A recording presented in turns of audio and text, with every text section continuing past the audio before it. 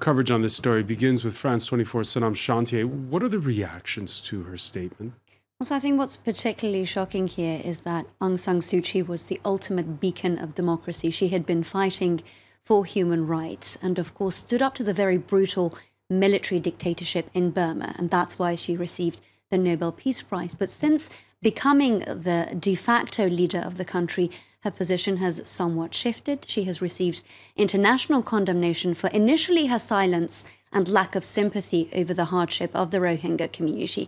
And now that she's making a statement, she's coming out to defend the actions of the government, saying that the violence is to stop the spread of terrorism across the state of Rakhine, which we know to be the heartland of the Rohingya. She's referring to them as terrorists, not a minority group. In addition to that, she's jumping on that fake news phenomena.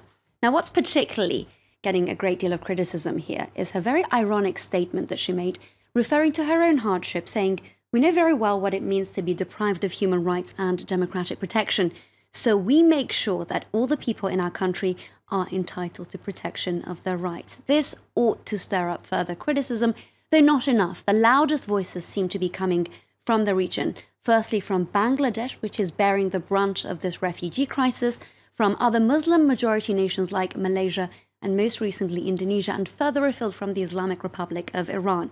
Now, analysts that I'm speaking to are saying if the international community doesn't step up and go beyond this verbal condemnation, doesn't put direct pressure on the Burmese government, we can see, which we're already seeing, ethnic cleansing here, which according to one UN official is the ultimate goal of the Burmese government. Sanam, stay with us. We're joined from Washington now by former U.S. diplomat Priscilla Clapp, senior advisor for the U.S. Institute of Peace. Thank you for joining us on France 24. Thank you. You were chief of mission in Burma from 1999 to 2002. It was a time when Aung San Suu Kyi was, well, as Sanam was describing, an icon, a beacon for peaceful resistance. She was put under house arrest while you were there. Has your perception of her changed in the past 2 weeks? No, I simply don't accept the narrative that we just heard. There was indeed a terrorist attack in Rakhine. It came from outside. It was perpetrated by people in the Rohingya diaspora living in Pakistan and Saudi Arabia, coming in through Bangladesh. And they have killed a lot of security forces. This started in October, and the latest attack was timed to follow the recommendations, the presentation of the recommendations of the Kofi Annan International Commission on Rakhine, which Aung San Suu Kyi has accepted and agreed to implement.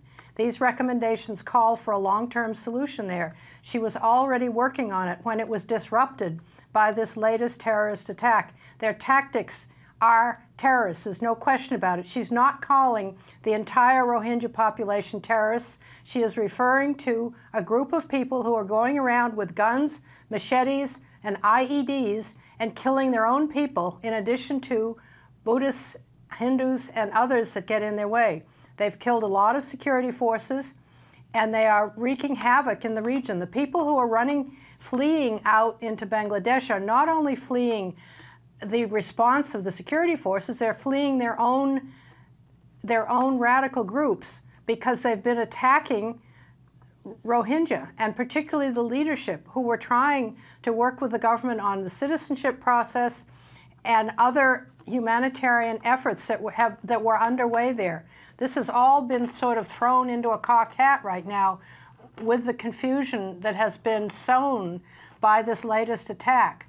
Yeah, but and more than 100. The international community has to sort out the facts before making accusations. No, it was an attack by militants against the armed forces in northwest Burma that triggered this. That's undoubted. But the question is, shouldn't Aung San Suu Kyi have had at least a word of sympathy for the more than 125,000 refugees who fled to Bangladesh?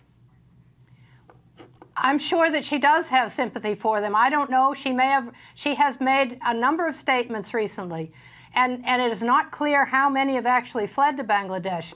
They have already told Bangladesh that they will work with them to return them safely to Rakhine State when the time comes. Right now, many of their villages have been torched, and they were not torched by the military. The military has done some damage, I won't deny that, but the militants themselves have been going around torching these villages. Should Burma's authorities pick up on that call made by Norway to let in humanitarian aid groups? They are letting them in, but they can't let them into the area where there is so much violence going on because it's dangerous. There were many humanitarian aid groups in there already, but they have made their own decision to leave under the current circumstances, to pull back. They're probably in Sidway or some other parts of Rakhine State where it's safer right now. Some international press, some press have been allowed in with security protection, but it's still a very dangerous area, and these people are still marauding. Now, Priscilla, earlier you said that Aung San Suu Kyi does have sympathy with the Rohingya community. Why is it that we're hearing reports of landmines being laid between the border of Myanmar and, of course, Bangladesh? Does that show a lack of sympathy? That's to prevent the Rohingya from returning to their country. Who is laying the landmines? Well, reportedly, the landmines are also in the hands of the terrorists. We don't know who's doing that. Bangladesh squarely accuses authorities in Burma of laying those landmines. Well, that may be so. They may be accusing the Burmese, but that's not necessarily who's doing it. Nobody really knows what the situation is on the ground. We've heard criticism from the likes of Desmond Tutu and other Nobel laureates asking for Aung San Suu Kyi to speak out more. What's your reaction to that? I understand the situation she's in. I've lived there, and it's a very divisive society. There are many different ethnic groups, many religions, and with the transition that's going on, they have a lot of freedoms now, and some of them are abusing those freedoms. There are extremists on the Buddhist side who have become very political, including the main opposition party. They're using the anti-Muslim sentiment for their own political purposes.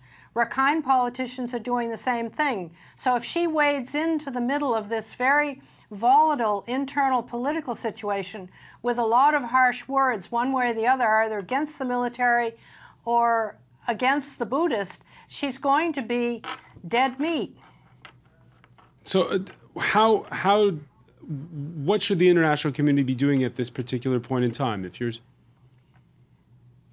I think the international community is already on the job. You have to look at what the Kofi Annan Commission did. They made a very thorough investigation of the whole situation. They came up with a whole set, a very comprehensive set of recommendations pointing out what would lead to a long-term solution, which involves changing the hearts and minds of people, in addition to economic development to improve the conditions that everybody's living in there. It's a very poor state, and there's competition for resources.